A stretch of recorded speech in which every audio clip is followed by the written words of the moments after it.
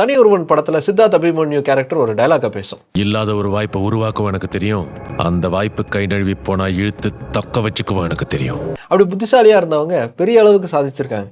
அப்படி ரிலையன்ஸும் பிசிசிஐயும் எப்படி வந்த வாய்ப்பை சூப்பராக தக்க வச்சாங்க அப்படிங்கிறத தான் இன்னைக்கு நம்ம டீட்டெயிலாக பார்க்க போகிறோம். 1983 நம்ம வேர்ல்டு கப்பை ஜெயித்தோம். அதை ஜெயிச்சதுக்கு அப்புறமா தான் இந்தியா முழுக்க கிரிக்கெட்டை கொண்டாடுறாங்க அப்படின்னு நம்ம நினச்சிக்கிட்டு இருக்கோம். ஆனால் அது உண்மை இல்லை.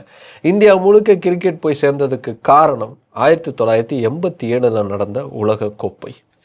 அந்த உலகக்கோப்பை ஏன் அவ்வளோ ஸ்பெஷலான ஒன்று, அந்த உலகக்கோப்பையால் எப்படி இந்தியா முழுக்க கிரிக்கெட் பயணிச்சது, எப்படி இன்னைக்கு அசைக்க முடியாத ஒரு மாபெரும் பணக்கார நிறுவனமாக பிசிசிஐ உருவாவதற்கு அந்த 1983 வேர்ல்டு கப் முக்கியமான ஒரு காரணமாக இருந்துச்சு அப்படிங்கிறத எல்லாத்தையுமே இன்றைக்கி நம்ம டீட்டெயிலாக பார்த்துடலாம். Welcome to big bang Bogan. நான் உங்கள் போகன். 1987 கிரிக்கெட் உலகக்கோப்பையில் நடந்தது என்ன பார்த்துடலாம் வாங்க.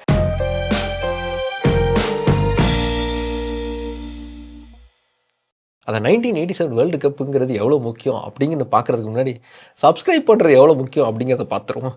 நிறைய பேர் வீடியோ பார்த்துட்ருக்கீங்க, ஏன்னா சப்ஸ்கிரைப் பண்ணாமல் இருக்கீங்க. சப்ஸ்கிரைப் பண்ண தான் எங்களுக்கும் இன்ட்ரெஸ்டிங்காக இருக்கும். நிறைய பேர் சப்ஸ்கிரைப் வந்திருக்காங்க. கண்டிப்பாக நம்ம தொடர்ந்து நல்ல வீடியோஸ் போடலாம் அப்படின்னு என்கரேஜிங்காக இருக்கும். இன்னும் 1 மில்லியன் மார்க்கை நம்ம தொடலை. ஆல்மோஸ்ட் நெருங்கிட்டோம். இன்னும் ஸ்லோ ஃபேஸில் இருக்குது. சீக்கிரமாக அந்த 1 மில்லியன் நம்ம தொடரும். அது உங்கள் கையில் தான் இருக்குது. அதனால் சப்ஸ்கிரைப் பண்ணிவிடுங்க. பக்கத்தில் இருக்கக்கூடிய பெல் பட்டனையும் அமைக்கிறீங்க. ஃபேஸ்புக்கில் புதுசாக பார்த்துட்டு இருந்தீங்கன்னா மறக்காமல் ஃபாலோ பண்ணுங்கள். இப்போ அந்த வேர்ல்டு கப் மேட்டருக்கு வருவோம். இன்றைக்கி இருக்கிறதுலையே அதிகமான அளவுக்கு பணம் புழங்கக்கூடிய ஒரு விளையாட்டாக கிரிக்கெட் மாதிரி இருக்குது. அதுக்கு காரணம் இந்தியா. ஃபுட்பால் எந்த அளவுக்கு யூரோப்பியன் நேஷன்ஸில் கொண்டாடப்படுதோ அதே அளவுக்கான பணம் அப்படிங்கிறது இந்தியாவில் கிரிக்கெட்டை வச்சு நடந்துக்கிட்டு இருக்கு. ஐபிஎல் மூலமாக எக்கச்சக்கமான கோடியை பிசிசிஐ சம்பாதிக்கிறாங்க. பிசிசிஐ நினச்சா என்ன வேணால் பண்ண முடியும் அப்படிங்கிற லெவலுக்கு அவங்களுக்கு பவருங்கிறது இன்றைக்கி இருக்குது. பிசிசிஐ டோர்னமெண்ட்ஸை வச்சு தான் ஐசிசி டோர்னமெண்ட்ஸே நடக்கக்கூடிய அளவுக்கு நிலமை மாறி இருக்குது. உள்ளூர் மேட்ச்லேருந்து உலக மேட்ச் வரைக்கும் இந்தியா சார்ந்து ஏதாவது ஒரு கிரிக்கெட் மேட்ச் இருக்குன்னா உடனே ஃபோன் எடுத்து ஸ்கோர் என்ன ஏதுன்னு பார்க்கக்கூடிய பழக்கம் இன்றைக்கி இந்தியர்கள்கிட்ட இருக்குது. இந்தியாவுடைய கிரிக்கெட்டுடைய பிஸ்னஸை இன்னும் அதிகமாக சம்பாதிக்கிறதுக்காக அது சார்ந்த பெட்டிங் ஆப்ஸ், கேம் ஆப்ஸ் இதெல்லாமே உருவாயிடுச்சு. இவ்வளோ பெரிய நெட்வொர்க்காக இன்றைக்கி கிரிக்கெட்டுங்கிறது இந்தியாவில் இருக்கு இல்லையா? ஆனால் ஒரு காலத்தில் அது அப்படி இல்லை.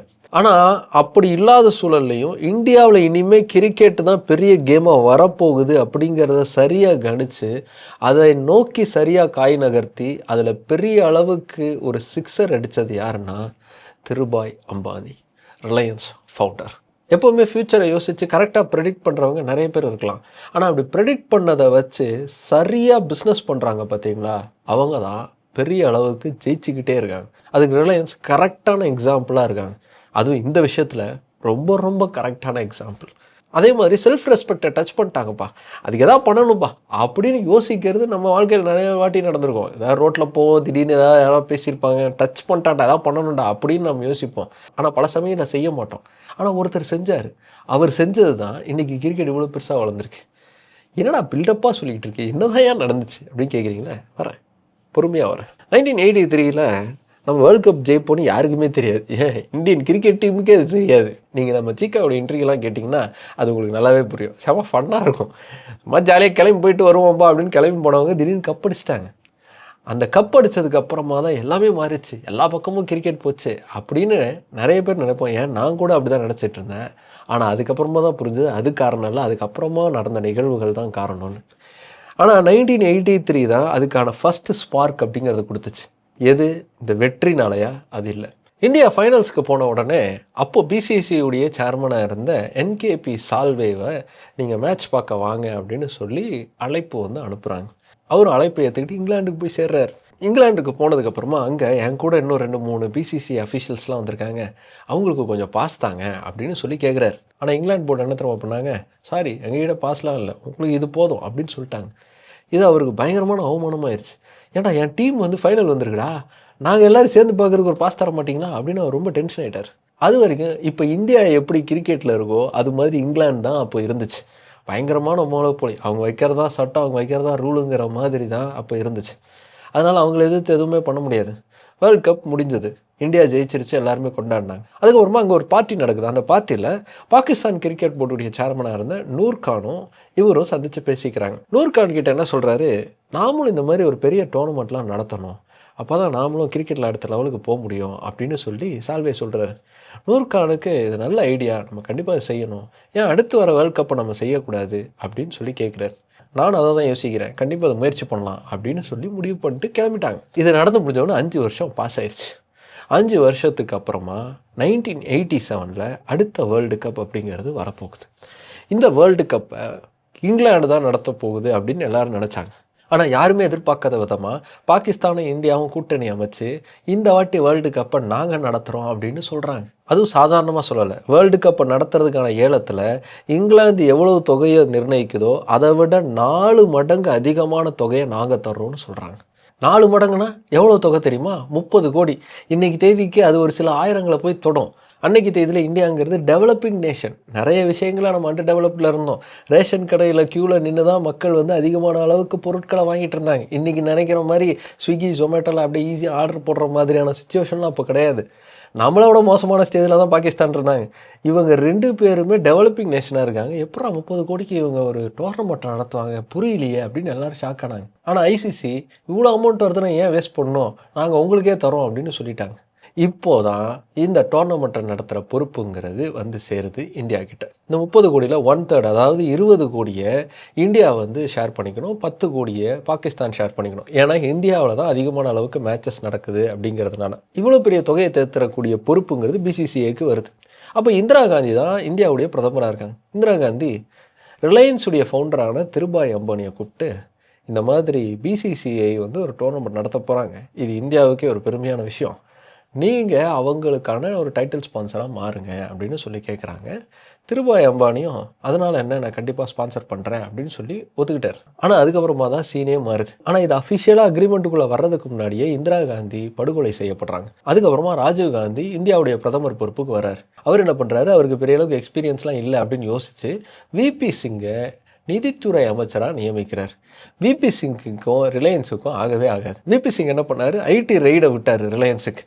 அது மட்டும் இல்லாமல் தொடர்ந்து ரிலையன்ஸுக்கு செக்மேட் வச்சுக்கிட்டே இருங்க அப்படின்னு ஆர்டரும் போட்டார். ஸோ கவர்மெண்ட்டோட ஒரு பெரிய டக் ஆஃப் வார் நடந்துகிட்டு இருக்கும்போது எதுக்கு தேவையே இல்லாமல் இவ்வளோ காசை நம்ம இதில் போய் இறக்கணும், வேஸ்ட்டு தானே, அதனால் தேவையில்லைன்னு சொல்லிட்டு திருபாய் அம்பானி முடிவு பண்ணிட்டார். பிசிசிஐ இனிமேல் ரிலையன்ஸ் வராதுங்கிறது தெரிஞ்ச உடனே எல்லா கம்பெனிஸும் போய் பார்க்குறாங்க. கோகோ கோலாவை பார்க்குறாங்க, கோடாக்கை பார்க்குறாங்க, இப்படி ஏகப்பட்ட கம்பெனிஸை பார்க்குறாங்க. ஆனால் எல்லா கம்பெனிஸும் நாங்கள் ஸ்பான்சர் பண்ணுறோம் அப்படின்னு ஒத்துக்கிறாங்க. எல்லாம் கம்மியான அமௌண்ட்டு. எல்லா கம்பெனியும் சேர்த்து மொத்தமாக அவங்களுக்கு கலெக்ட் ஆகக்கூடிய தொகை எவ்வளோ இருந்துச்சுன்னா 38 லட்சம். அவங்களுக்கு தேவைப்படுறது 20 கோடி. இதில் இன்னொரு ஹைலைட் என்னென்னா, டோர்னமெண்ட்டு தொடங்கிறதுக்கு முன்னாடி 4 கோடி ரூபாயை நீங்கள் டெபாசிட் பண்ணணுப்பான்னு ஐசிசிஐ சொல்லிட்டாங்க. அதில் இன்னொரு ஹைலைட் என்னென்னா, அதை பவுண்ட்ஸில் நீங்கள் டெபாசிட் பண்ணணுன்ட்டாங்க. பவுண்ட்ஸில் டெபாசிட் பண்ணணும் அப்படின்னா ஒரு ஃபாரின் கம்பெனியுடைய ஸ்பான்சர்ஷிப் வந்தால் தான் பண்ண முடியும். ஆனால் அன்னைக்கு இந்தியா ஒரு க்ளோஸ்டு மார்க்கெட். ஒரு வெளிநாட்டு கம்பெனி அவ்வளோ ஈஸியாக இங்கே தொழில் தொடங்க முடியாது. ஏகப்பட்ட ரெஸ்ட்ரிக்ஷன்ஸுங்கிறது அவங்களுக்கு இருக்கும். இப்படி இவ்வளோ ரெஸ்ட்ரிக்ஷன்ஸோட தொழில் தொடங்கணும். அப்படி தொடங்கினாலும் அதில் லாபங்கிறது வரணும். ஏன்னா அங்கே இருக்கக்கூடிய மக்கள் வாங்கக்கூடிய அளவுக்கு கெப்பாசிட்டியில் இருக்காங்களானே தெரியாது.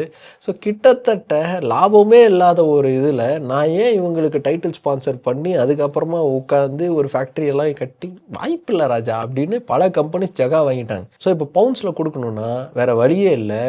இந்தியன் கவர்மெண்ட்டோடைய ரிசர்வில் இருக்கக்கூடிய ஃபாரஸ்ட் ரிசர்வில் தான் போய் கேட்க முடியும்னு முடிவு ஆகிடுச்சு பிசிசிஐக்கு. சால்வே அப்போ பிரதமராக இருந்த ராஜீவ் காந்தியை போய் பார்க்குறாரு. அப்போ இந்தியா கிட்ட இருந்த ஃபாரெக்ஸ் ரிசர்வுங்கிறது ரொம்ப கம்மி. ஏதாவது ரொம்ப கிரிட்டிக்கலான சுச்சுவேஷன், ஏதாவது ஒரு பெரும் போர் இல்லை பஞ்சம், அந்த மாதிரி ஏதாவது சூழல் வந்ததுன்னா கையில் ஏதாவது காசு வேணுமே அப்படிங்கிறதுக்காக அந்த ஃபாரெஸ்ட் ரிசர்வை வச்சுருந்தாங்க. அதில் இருந்து காசு எடுத்துகிட்டு கொண்டு போய் ஒரு ஸ்போர்ட்ஸ் கேம் நடத்துறதுக்காக கொடுக்கணும் அப்படின்னா அது பெரிய அளவுக்கான ஒரு தொல்லை. ஆனால் அந்த ரிஸ்க்கை ராஜீவ் காந்தி எடுப்பாரா இல்லையாங்கிறத கேள்வியாக இருந்துச்சு. ராஜீவ் காந்தி யோசிச்சார், 1983 வேர்ல்டு கப் நம்ம ஜெயிச்சிருக்கோம். ஓரளவுக்கு கிரிக்கெட் பற்றின ஒரு இன்ட்ரெஸ்ட்டுங்கிறது நாட்டு மக்கள் மத்தியில் இருக்குது. நாம் இப்போ இந்த வேர்ல்டு கப்பை நடத்திட்டோம்னா கண்டிப்பாக நமக்கு நல்ல பேர் கிடைக்குமே அப்படின்னு யோசிக்கிறார்.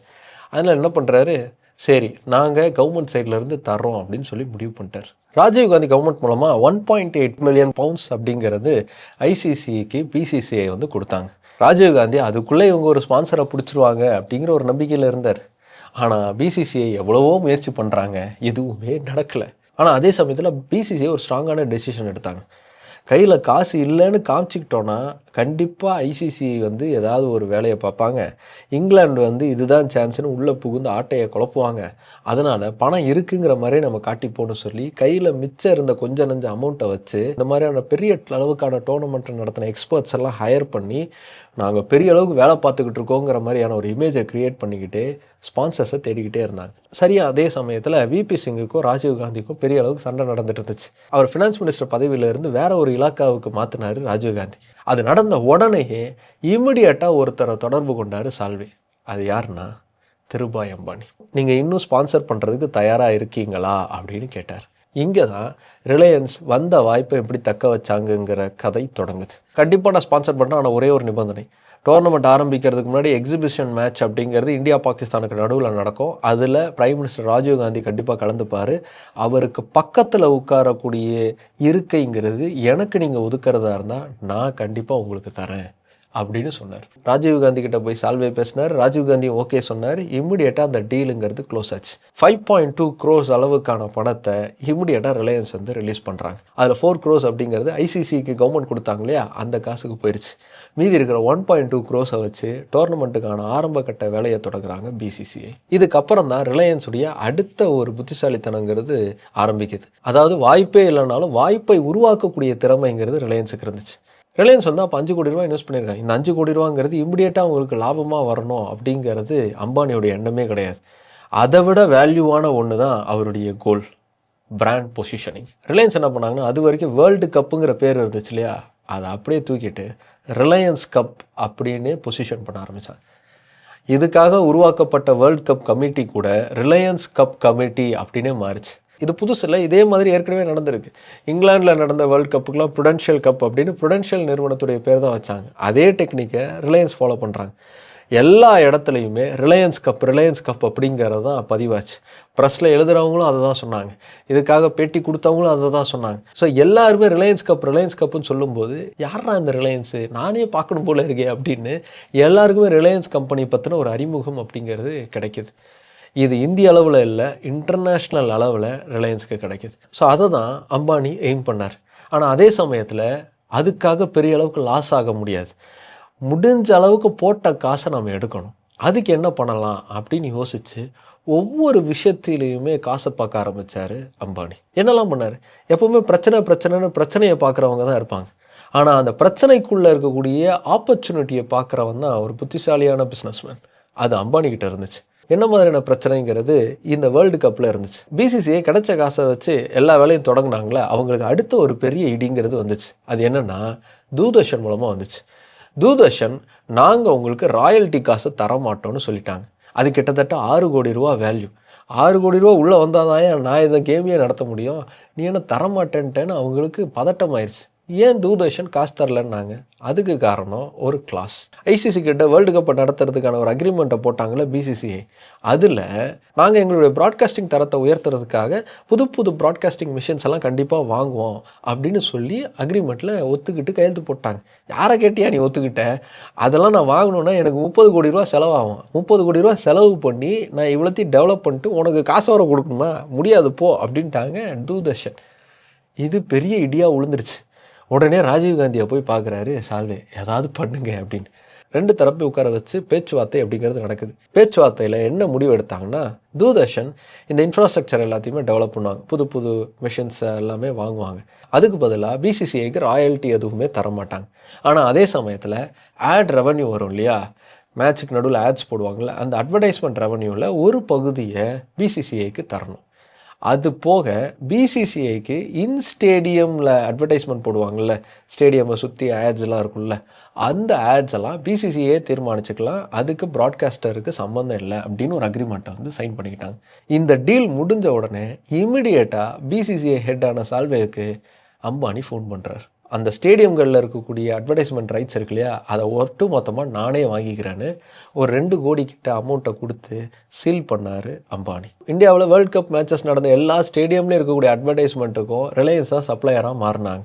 அதில் எங்கெங்கெல்லாம் அட்வர்டைஸ்மெண்ட்டை இன்னும் அதிகமாக்க முடியுமோ அந்த இன்ஃப்ராஸ்ட்ரக்சரையும் ரிலையன்ஸே ஸ்பான்சர் பண்ணாங்க. அவங்களுடைய சொந்த செலவில் அது எல்லாத்தையுமே அதிகமாக்குனாங்க. இதில் ரிலையன்ஸுக்கு நல்லாவே காசு வந்துச்சு. எப்படின்னா வேர்ல்டு கப் கொஞ்சம் கொஞ்சமாக டெவலப் ஆக சென்சேஷன் அதிகமாக ஆரம்பிச்சது. மக்கள் வேர்ல்டு கப் பற்றின செய்திகளை தேடி தேடி படிக்க ஆரம்பித்தாங்க. வேர்ல்டு கப் வரப்போகுதுரா அப்படின்னு பதட்டமாக ஆரம்பித்தாங்க. ட்ரெண்ட் ஆக ஆரம்பிச்சிது. ட்ரெண்ட் ஆன உடனே நிறைய கம்பெனிஸ் நாங்களும் ஸ்டேடியமில் ஆடு போடுறோம் அப்படின்னு சொல்லி வந்தாங்க.